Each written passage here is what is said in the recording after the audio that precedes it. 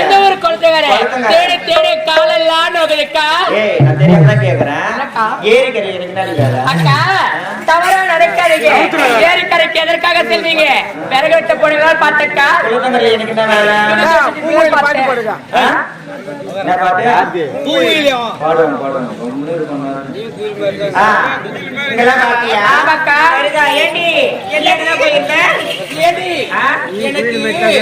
உடம்பு சரியில்லை.